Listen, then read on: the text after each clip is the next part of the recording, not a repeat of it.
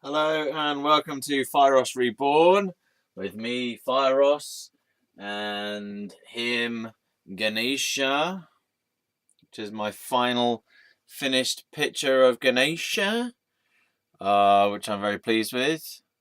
Yeah, cool, eh?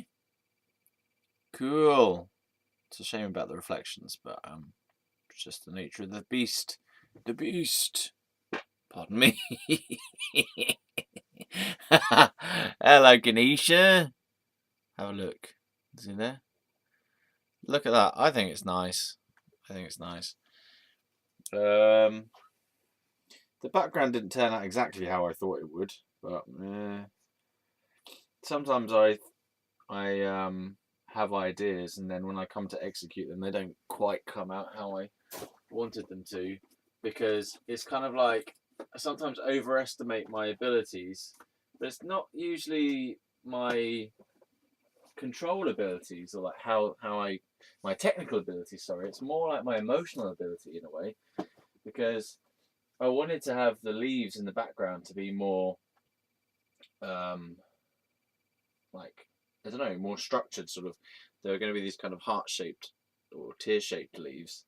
There's a specific type of leaf that I always draw, and they were going to be all in the background like that. But it didn't come out that way. I just don't think I had the. It takes kind of emotional energy to draw stuff, and it just I couldn't quite bring them to be all big and strong leaves. But it will do. It will do. Right, and then we've got this other one, which is currently not playing ball as I want it to, but that's just my feeling. You might have a different feeling. Let's hide behind it. Hopefully, you can see what you can see it well. Yeah, okay, fine. So yeah, this is supposed to be a a picture. Well, it is a picture, but it's supposed to be a thing to help. Oh, this has got a long story to it, I suppose. So in spiritual traditions, right? They talk about God revealing Himself to you, or I suppose they say herself sometimes, but I'm going to go with him just for now. Apologies if that offends you, but go fuck yourself. Sorry, I'm going to say him just now, because that's how I'm feeling to say God. Yeah. And so they say that God can reveal himself to you. And I've had that experience on a few occasions where I experienced God in a cat. I've experienced God in other human beings. I've experienced God in coming through in music. I've experienced God as a sense of holiness. I've experienced God as coming through when I'm playing music. So like I feel this divine presence in the background every so often. And I've felt God vibrating in everything as well. So the only times where I've experienced God through a face would be in the face of that cat, in the face of my mum, in the face of there was this random guy who looked very very much like me. He like had a very similar face to me, and I saw him as being my own self. And so when you experience God, it's an experience of the world or whatever you're looking at as being one and the same as yourself. So God is the eternal self that is in everything. But for some reason, I don't exactly know why, I can't access that at all times. So it's like I know it is the case. I know it is the truth. I have experienced it to have to be in the knowing of, okay, God is in everything, and God is present in everything, and God animates everything, and God is sort of in the background to everything. But then there's so that's just the kind of knowing. but then there's a really like visceral experiencing of that as well, which I go through very occasionally, sorry, every now and again, where I kind of get a little glimpse and I really see and feel the truth of that, that God is in everyone and everything, or in something in particular. It's like God kind of appears briefly and goes, here I am. Yeah, and the experience is where you experience another person or another thing or an object or an animal or whatever as being your own self.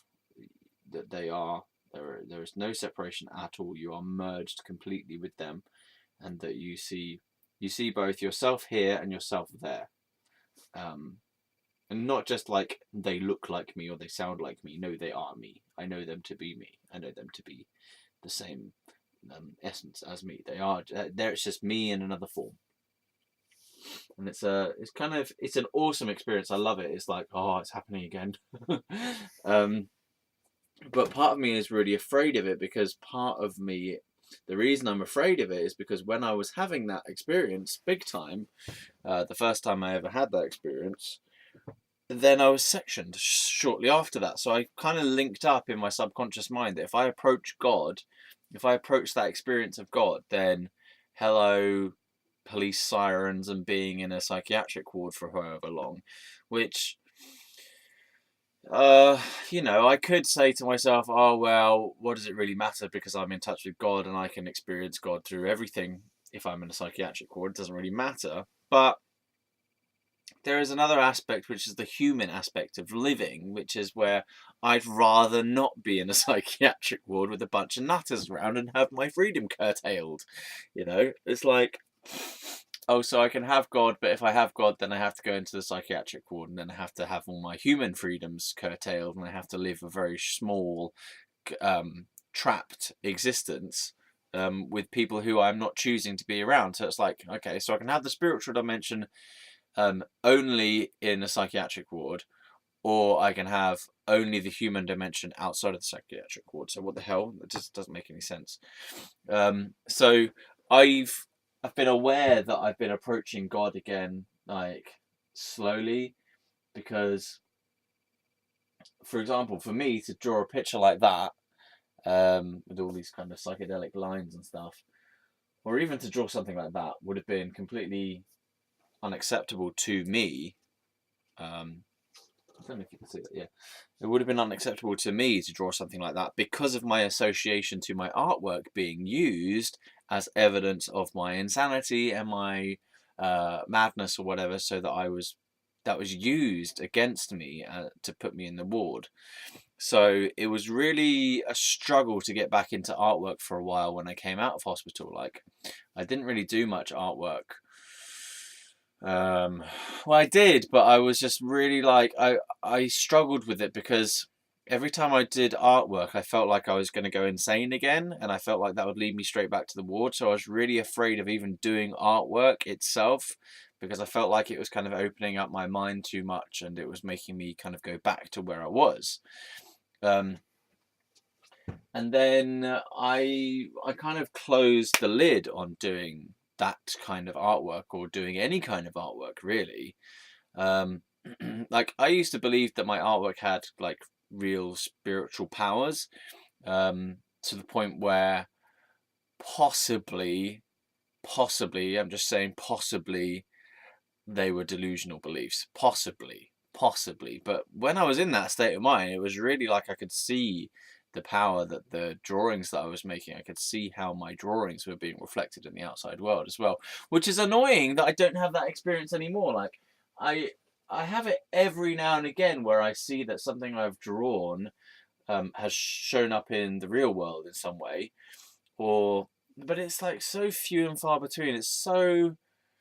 I feel a loss around my psychosis, if that makes sense. I feel the loss of my own psychosis, because my psychosis was a really deep and rich spiritual experience for me. And so I feel like a profound sense of spiritual loss, for having had to disconnect from it, and by being forced to disconnect from it, from by society and by mental health establishment, my family and everything, was the kind of criminalized it or pathologized it or whatever, or turned it into an illness. Whereas for me, it was this amazing, rich, profound experience that I was going through every day, like having this kind of really revelatory experience, right?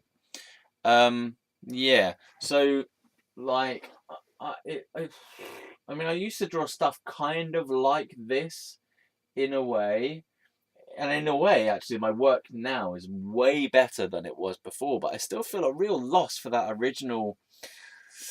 It was a sense of discovery when I was doing this kind of artwork originally. I was doing this kind of psychedelic sort of consciousness lines and stuff, and drawing pictures of me in meditation and auras and things, and like lines of energy coming out of people and stuff, and like psychedelic cartoons that were like leading from one thing to another. And I'm doing stuff that's kind of like that now, but something feels lost because this sort of feels a bit like I'm trying to recreate that experience and not actually matching it. Like, this stuff, this is arguably way more powerful than anything I did while I was under psychosis, but I cannot feel that same thing that I felt when I was under psychosis from this thing. So, like, I used to do stuff kind of similar with all these like lines and wiggly stuff emanating out, like lines of consciousness or lines of energy or something, right? And I'd never done anything as proficient as this, or as big as this anyway, during that time. And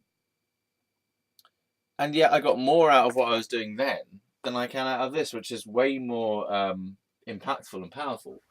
So it's bizarre. Like, I don't know what's going on. Like, how am I not? I can't seem to get myself to go back into psychosis, which is annoying because it's what I'm searching for, is to reach back to that experience of being at one with God, of being in touch with God in everything, and to feel God vibrating through everything. But as I say, there is part of me that is really damaged in regards to this spiritual connection, because, as I have just said earlier, it resulted in me being put in a psychiatric ward. So there's a big like fear and grief associated around being in touch with God. So in order for me to like get back to be able to experience that feeling, I've been approaching it very slowly. I even notice, like, I sometimes feel myself sort of on the edge of taking a glimpse of the God reality again, and I feel myself immediately get scared. Scared, yeah.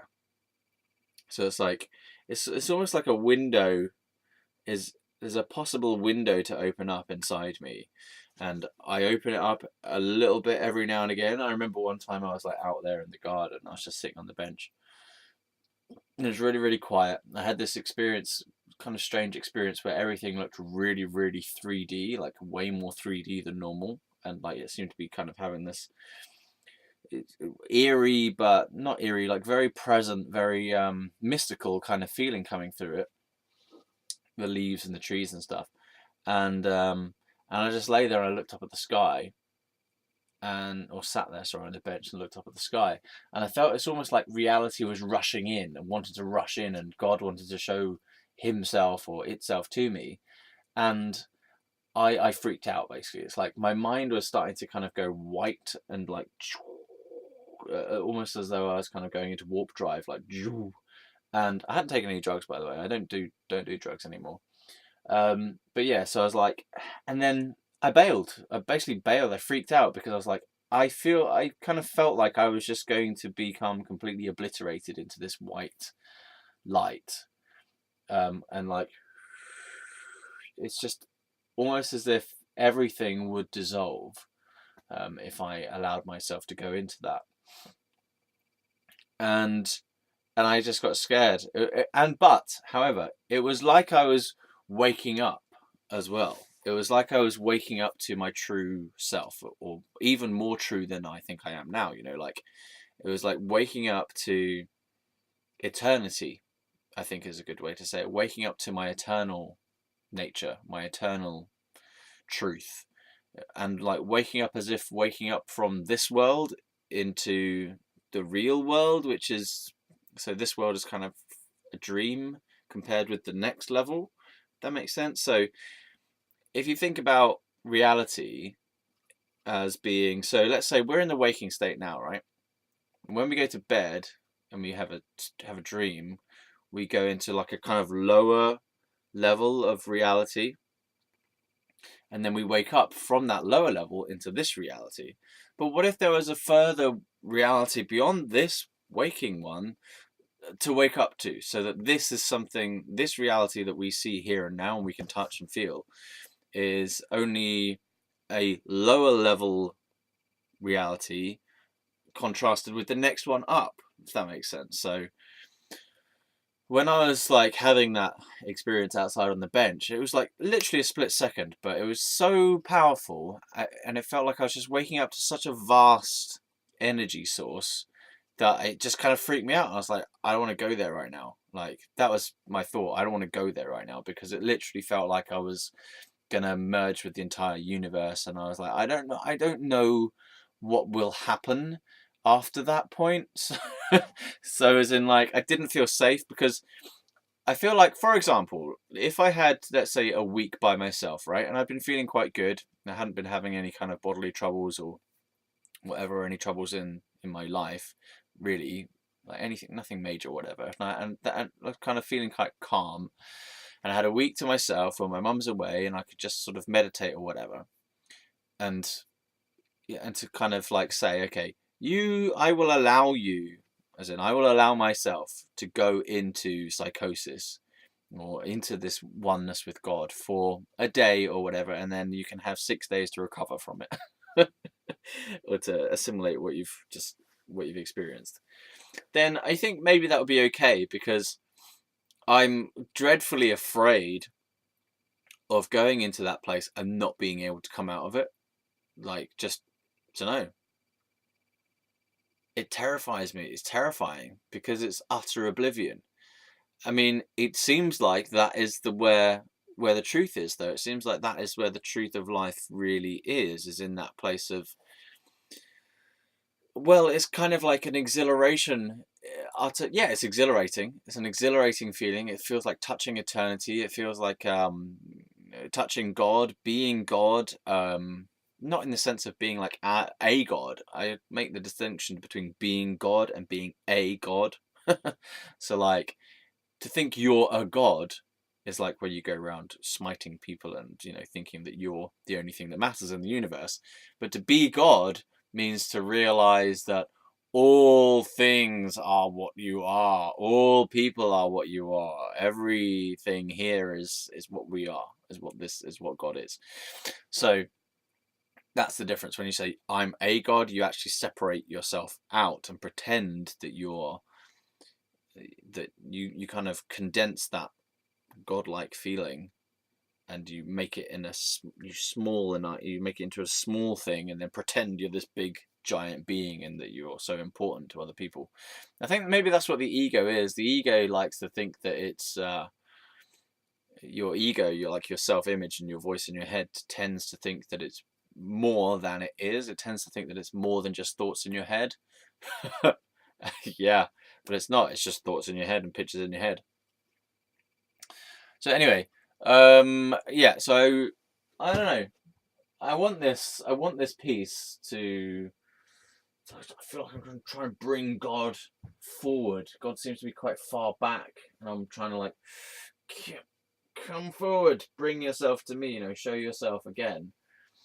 And also, I notice I'm afraid. I'm afraid to kind of actually zone in to him or her, it, and to spend too long with it. And I know that actually the way that I'm going to access this feeling of God again is to be zenned in, to be kind of like, you really have to focus the mind and concentrate to get to that place. And I'm terrified. I'm terrified on the approach. I get so far and they go, that's enough. Like, I'm going to fall into the picture. Like, oh my God. Whoa, it's like a ground rush. Like, Oh my God, here I am. Oh my God. As in, oh my God. Ugh. I've merged with everything. So yeah, I'm taking it slow. All right. So that was my introduction. 20 minutes. Now, I need to finish off talking about Mr. B. Today there doesn't feel like there's much to say about him. I think maybe I've done enough. He was insecure. He was whiny. He was shy. He couldn't pee in public toilets. Sorry, that sounds really uh, shameful for me to laugh at him.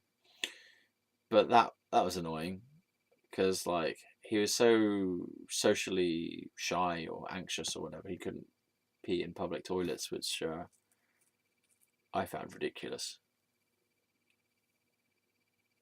Shyness, awkwardness, shame. He seemed to be in like constant feeling of shame about himself, uh, which made him more like this. Oh, and he's really, really camp, by the way. I don't know if I'd mentioned that. He was really camp. Ugh. I couldn't understand that either. I still can't really understand campness. I'm like, and this might sound horrendously homophobic, but I don't understand where it comes from. Where does it come from? How do you develop that? Where does that come from? It's the voice, isn't it? Hello. Where does that come from? You have to learn that. Surely you have to learn that. Like, you're not born with that voice. Are you born with that voice? I don't know. I don't know. It's bizarre. I don't know. It seems like a social affectation. It seems like something that is learned and constructed and forced to continue. I don't understand it. I quite like it sometimes. It's interesting. It's variety, isn't it? And without it, where would we be? We need campness. Otherwise, we wouldn't have campness. So we couldn't comment and talk about and enjoy and observe and experience campness. So we need it. We need it in our lives. I don't understand it though. I mean, I don't know how it happens and why it happens. It just doesn't make any sense to me. Where does that come from? I just don't understand it. I've never understood it. At what point does that voice turn on? Am I doing it? Maybe. But at what point does that voice suddenly switch on? Does it switch on at a certain point? And then fuck. I mean, what age does someone go hello instead of all right, mate? Oh, I'm so homophobic. Oh dear. Oh God. Oh dear. Oh well. Hello. Nice to see you again. How are you? Yeah, I'm alright. How's life? Not too bad. I was wondering, would you like to come round to mine later? Uh, well, I don't know. I'm going through a bit of homophobia right now. Are you sure? Well, it shouldn't be homophobic. Why are you being homophobic again? I've told you about being homophobic before. You're always so homophobic. Why don't you just come round to me for dinner? Come round to mine for dinner. No, I'm alright, mate. Oh, come on. Just don't be so silly. Come on, come round up. Come round, come round mine. No, no, no, I'm alright, mate. No, no, I'm good. No, I'm gonna go down the pub and do man things. Oh, don't be like that. You can have a drink round mine. You'll be fine. Have a drink round mine. Go on. Nothing's gonna happen. I'm telling you, I've got a boyfriend already. Nothing's gonna happen. All right. No, no, no, no. No, go down the pub.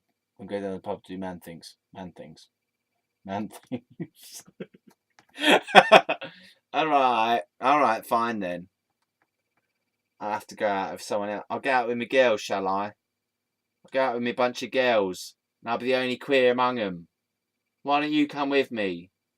Girls, eh? Yeah, a bunch of girls. So I'm queer, so I can get in with a bunch of girls real nice and easy. Now you want to come, don't ya? Yeah, actually. Well, come on then. We'll go out. We'll go out instead. Okay. What time? So there's girls, yeah? Definitely going to be girls? Yes, there's going to be girls. Right, fine, good. I'm down for it. I'm in. I'm on. Let's do it. Okay. How long is this going to go on for?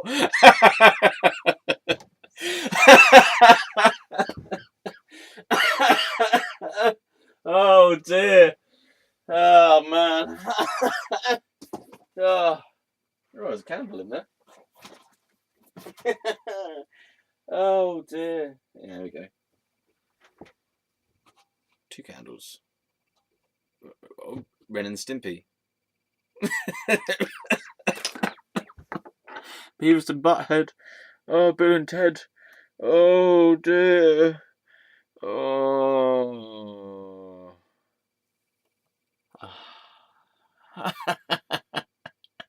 Fireman Sam. What am I saying? Okay. Right. So now we've got that homophobic discussion out of the way. What about racism? No, let's not do, let's not do that. Right. Oh god. So I need to talk about Ward's Head now, I think, probably. Yeah. Alright, so I got sectioned, yeah? Did you really? Yes, I got sectioned. Oh, what's that like then?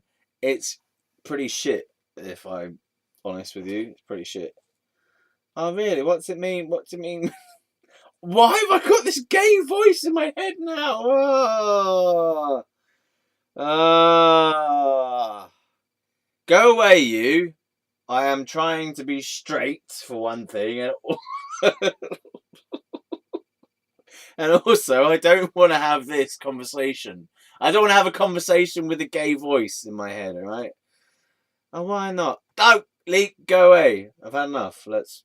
Thanks. Thank you. Thank you. Bloody hell. Blame it on that. All right. Blame it on that. That's like projecting all sorts of stuff. So Mr. B was camp as hell. He didn't sound like that.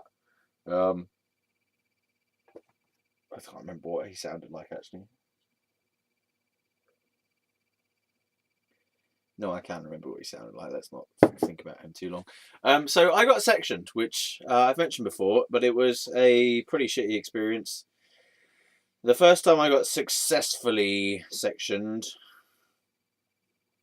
was because I decided that I did not want to dignify these arrogant molesters, mental molesters. They were molesting my mind and trying to take me away from my home and take me out of my experience that I was having. And they were judging me and labeling me as insane and having psychosis and all this, and it wasn't acceptable for me to be in that situation, as in for me to be in that experience. And it wasn't a spiritual experience, and I wasn't having anything profound according to them. So I was sectioned, yeah, and because my parents really wanted me to go into hospital to get some help, because they couldn't deal with me, which is I understand that from their perspective. I understand that I was behaving in a way that they couldn't understand and that was disruptive to their lifestyle and their ways and habits and whatever. So I can understand that now, but at the time I couldn't understand it because I was like just in my own kind of scenario, mental brain scenario. Yeah, so anyway, I decided that I was not going to communicate with these bastards who'd come to section me. And so I did not, and I went silent, and so they just used that as a good excuse to get me into hospital, basically, because I was uncommunicative. So apparently that's a sign of psychosis or something. Yeah, so I was basically, I remember just sat there like, I don't know if I had my arms crossed, but I was definitely like,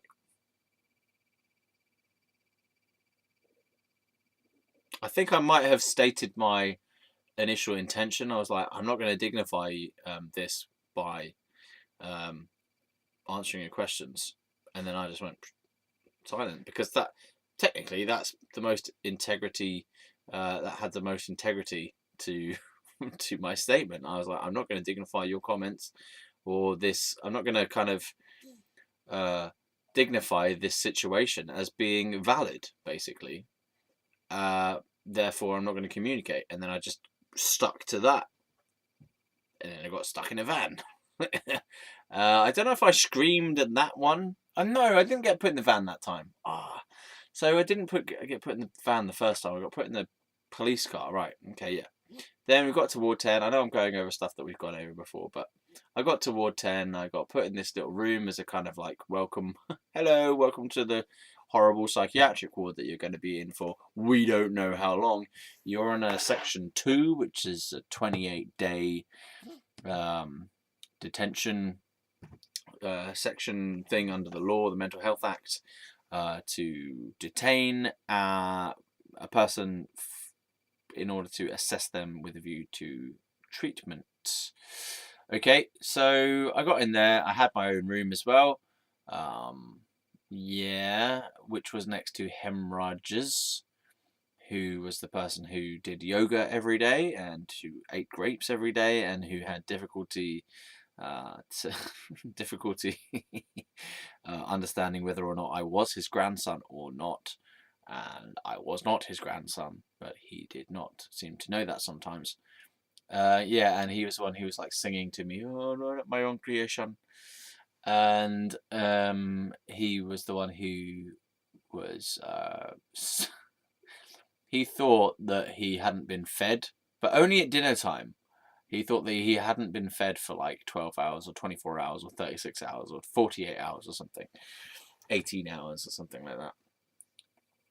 So he went through that every dinner time. Okay. So the next thing I can say, which I can kind of safely say or comfortably say, because it's like I can only seem to say like little bits about this time because it's sort of like it's too hard for me to actually say very much of it in any one go because each time I say stuff it like brings back more memories, so all my emotions like start to get in the way. So okay, but like so the thing I can say is that one thing that happened, I remember it was either like the day after I got in there or a couple of days after. I think it's like the very next day we had this group meeting, which I initially thought was going to be a group therapy, which I thought would probably have been better, to be fair, to have it as group therapy. Well, it wasn't a group therapy, it was a group meeting, which was, I don't know, there was like 10 of us, maybe less, people who were on the ward, sat in this kind of circle with an OT, which is an occupational therapist person, which meant that was kind of why I thought it was going to be a therapy scenario because this person is an occupational therapist, right? I'm not exactly sure what that role is. Yeah, the occupational therapist that I've spent time with in the second ward, the occupational therapist was better. I played foosball with her, and we did artwork sessions, like group art sessions.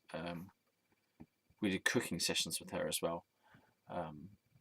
Yeah, so the second ward was much better overall. Yeah, so anyway, so we had this group meeting.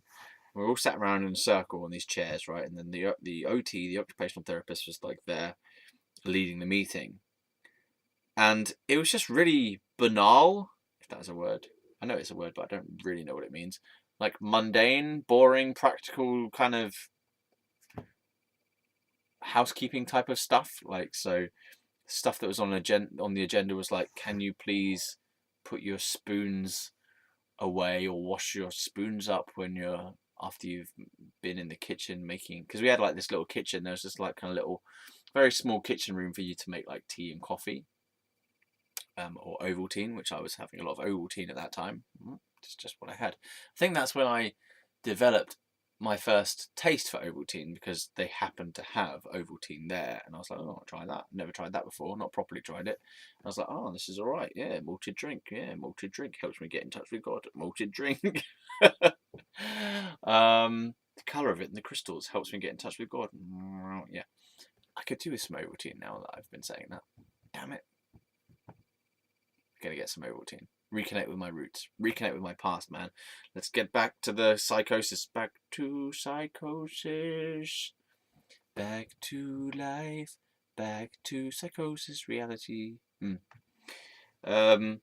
So yeah, so this group meeting was really boring. Not, I don't even mean boring. I thought it was like, what is the purpose of this? I thought there was going to be some kind of therapeutic thing, and I was kind of looking forward to it, like that maybe we could discuss things or whatever. But it really wasn't a discussion. It was just her telling us the rules that we haven't been abiding by properly, and like to wash up after ourselves.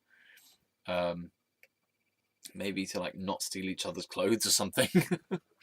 And also it's pretty tough to be in a group meeting like that, because everyone who is in that meeting has got some kind of issue, right? That makes them at least socially dysfunctional. Like, I wouldn't have said that I had an issue at the time, but I was socially dysfunctional. You know, I was unable to relate to people on a level that they can understand, right? I could understand everything. I was in my own space. But no one else knew what the fuck was going on in my brain. But I did. I was like, yeah. So this group meeting was really strange and disappointing, and I remember going, oh, afterwards, like, oh, this is just oppressive, and I don't know. I had the feeling and the idea that it was going to be a therapy thing, like, I don't know, something.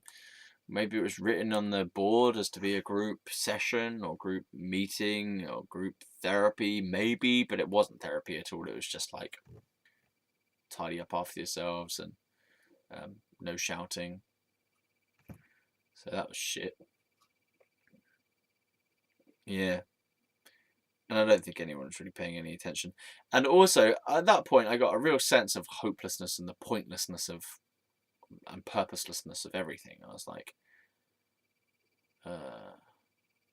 because it's kind of depressing to be in a situation where there's all these people around whose mental faculties are not really engaged. So they might be engaged a little bit, but there are people there who are kind of like, yeah, and like, well, someone's with dementia, right? And so this occupational therapist person is trying to kind of communicate these ground rules or things that have gone wrong in the ward that we need to watch out for, and then these people are not really capable of following things through like that, because they're not in control of their own minds and bodies in the way that a normal person who is not suffering from any kind of mental emotional disturbance, shall we say.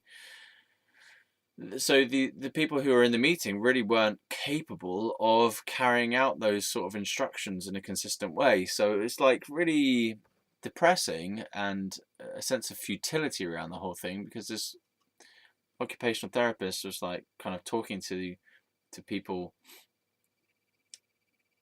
and expecting them to be able to do this stuff, but the reason that they weren't doing it already was because they have a mental emotional disturbance. I'm trying not to say problem.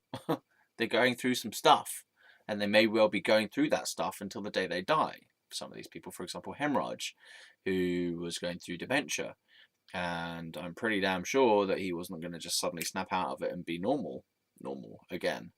So yeah, so there's like this kind of real sense of hopelessness and futility around the whole thing, about the prospect of the people who were there. So kind of to see people who were in a very difficult state of mind or emotion, such that they can't even really kind of follow general instructions, or respond to someone not talking to them, because they're a little bit kind of comatose, even like or zombified. You know, that's kind of that was pretty grim, like pretty. You just gave me a sense of futility around. Don't know, around being alive, I suppose, around human existence, or certainly around being in the ward. Like, just filled me with a sense of, oh my god, where am I? I need to get out of here now. Like, ugh, shit. But then on reflection, right, a long time afterwards, these are the experiences that really make me understand the human condition much better. To have seen people who are in these kinds of states of mind and emotion, and to experience that, whereas if I hadn't gone into a mental health ward, I would never have experienced that. Maybe never experienced it. I mean, like, unless, for example, I had become a nurse or a doctor or a psychiatrist or a carer in some environment like that, which wasn't on my radar at that time. It'd never been on my radar to be a carer or a doctor or a nurse or anything in a kind of helping profession like that, apart from maybe psychologist. But I'd only ever really seen myself helping people with kind of normal problems, like, oh, I'm a bit worried about this or worried about that. Or I think when I was thinking about psychology, I was really thinking about it more as a personal development type of thing, rather than helping people who are going through real deep suffering and deep grief or deep anxiety or deep pain of some kind, or having an emotional, psychological disturbance. I didn't know what the hell I was thinking when I was talking about being a psychologist. Yeah, I was thinking more along the lines of, oh, how can we, don't know, use psychology to enhance our abilities or enhance our minds and our lives. So it was more like thinking of it in terms of the positive, rather than how to help people who are really in deep negative, difficult, suffering states of mind and emotion and body. Yeah. So having gone through this mental health ward, overall, I mean, on reflection, it's like, I would have never got to experience people going through these kind of things. Like, you don't see this just walking around. You don't get to spend time with people on the street. Because it just doesn't really crop up. I mean, you can choose to go and speak to the crazy person who's muttering to himself if you want to, but it feels kind of dangerous. So I don't think people tend to do that. I mean, I do it a little bit more now than I would have done beforehand, because I'm slightly less afraid, but still can get you into some tricky situations if you spend too much time around nutters or drug addicts or homeless people. So yeah, you still got to be a bit streetwise. Yeah, so I'm saying that it sucked while I was there, but afterwards, after a long period of reflection on it, it is an invaluable experience to have gone through, because it just informs my understanding of suffering, I suppose. It informs my understanding of what it means to be human, and the capability of the human system, like, for going through horrible experiences. And I don't want to be too cliche and say, oh, the only reason I know what a good life is because I've been through some horrible stuff. Well, because some of that is kind of true, but it's more like when you go through the shit, the really dark, deep, difficult stuff, when you're in a situation that is completely not chosen by you, and is traumatic, and you are presented with lots of difficult people and difficult situations, and like constantly being challenged, right? When you go through that, and then afterwards, when you process it in therapy, or in therapy, or in group therapy, in spiritual practice, in psychological self-healing, meditation, hypnosis, whatever. all these different tools that you use. And when you go through and you process everything and you kind of grieve for what happened and you let it go and you see it from different vantage points and you take different lessons, that process is what brings about your happiness, a deeper happiness, my happiness, all right, or my sense of groundedness, or my sense of reality, my sense of humanness as well, my sense of compassion and understanding and tolerance for other people, and to allow people to be themselves. Because kind of like when you're faced with someone in a mental health ward who has very little control over themselves and what they say and like and what they do and stuff, you really like to judge that person or to reject them is virtually meaningless. It doesn't make any sense to be like, oh, he's being a dick to me, you know, or like, oh, he's dribbling at me, or whatever, you know. To be in a judgmental space or in a rejecting space just doesn't work. It doesn't do anything. It's pointless to be rejecting of people like that. And the only real thing to do is to kind of see it and be there and care, because even though your caring might not achieve anything, like you're never going to care for someone who's got dementia and care enough to make them well again. You're never going to bring them back from that experience by loving them or listening to them or caring for them. I don't think that is humanly possible, at this stage anyway. Maybe if we got enough people all directing their positive energy towards a person in a group scenario, like a whole group are just energizing with energy healing towards one person who's got dementia in the middle, maybe it could work. I don't know. Maybe that's something to discuss and to think about for the future. Can we heal dementia with energy healing, with millions of people, not millions, hundreds of people in a room all directing positive energy towards someone's like brain to repair their brain, you know, their brain consciousness in the brain? I don't know, but yeah, so what I'm saying is, like, you have to become human, I think, if you're faced in that situation. You have to accept the person who's in front of you, because to reject them doesn't do anything for them or for you. Yeah. I feel like I could have cried many times on this video, but I'm deciding not to. Which just means that I'm going to have to do a hell of a lot more videos instead.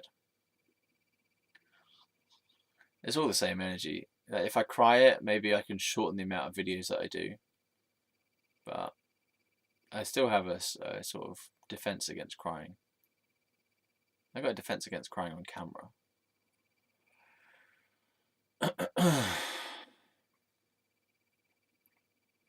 Yeah.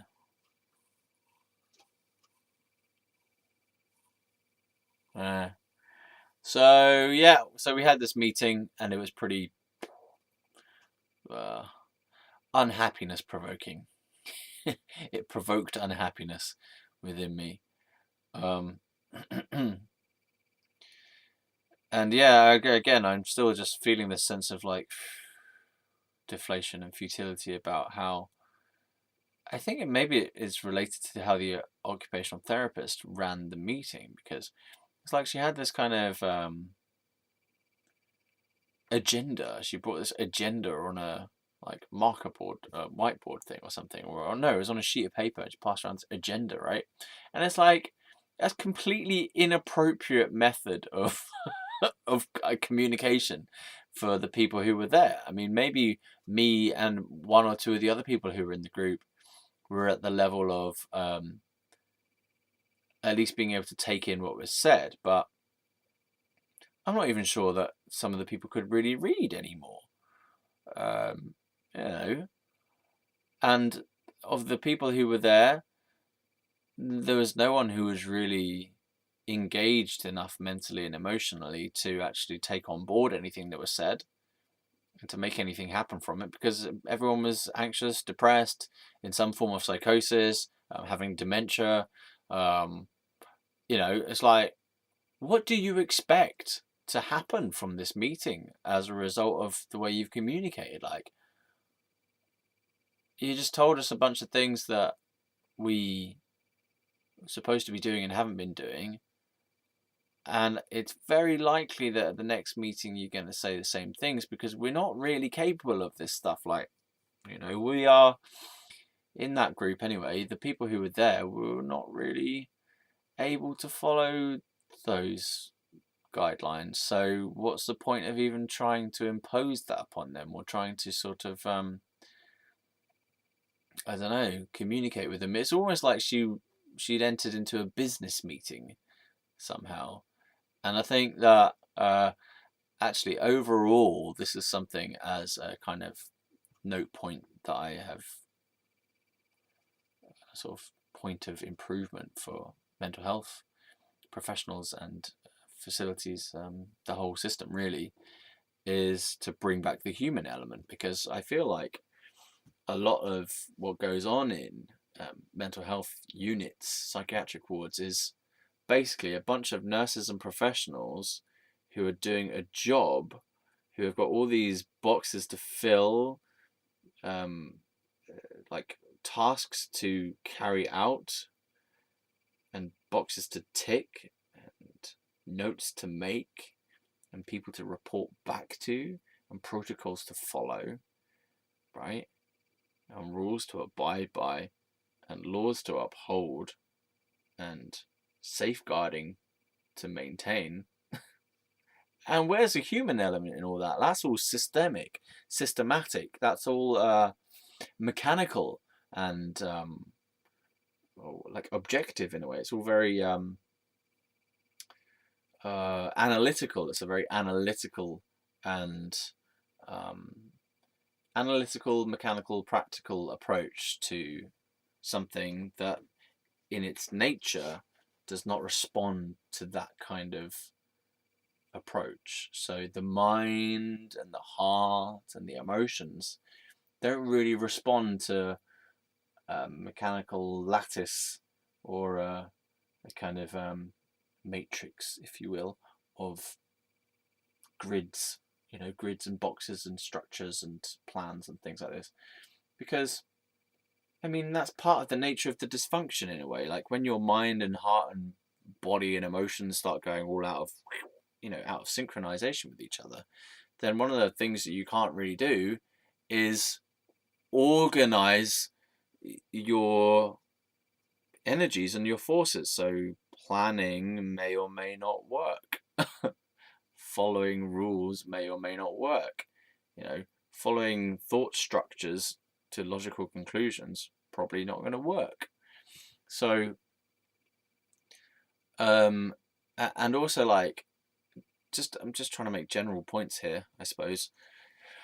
When you treat a person as a patient, and you reduce the patient to a set of symptoms, and those symptoms are all pathologized, then what you really are doing is dehumanizing that person.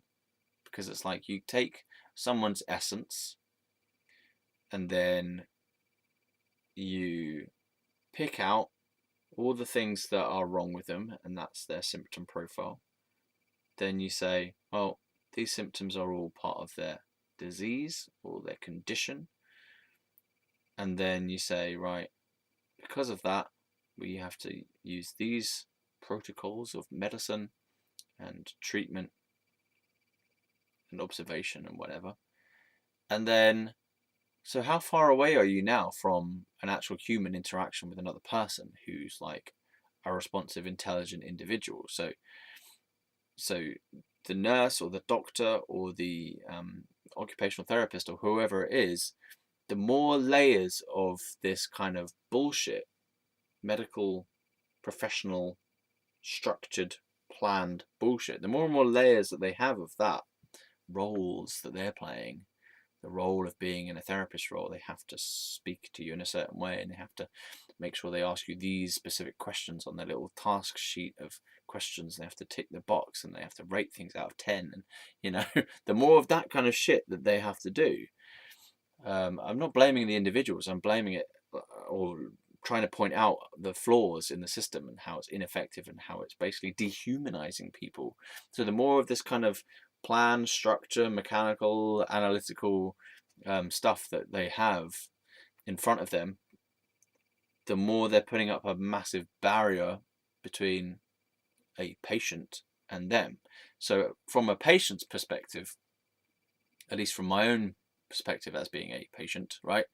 From my perspective, all I could really feel was a sense of rejection or not being attended to, not really being cared about, a sense of being objectified, a sense of being made into a statistic of some kind, a sense of just being part of a system, just being part of a machine. Like everything I was saying was going to be taken as notes and was marked down and stuff. So it's a sense of being judged as well. And observed, constantly observed. So what I'm saying here is that the treatment approach is not fit for purpose. So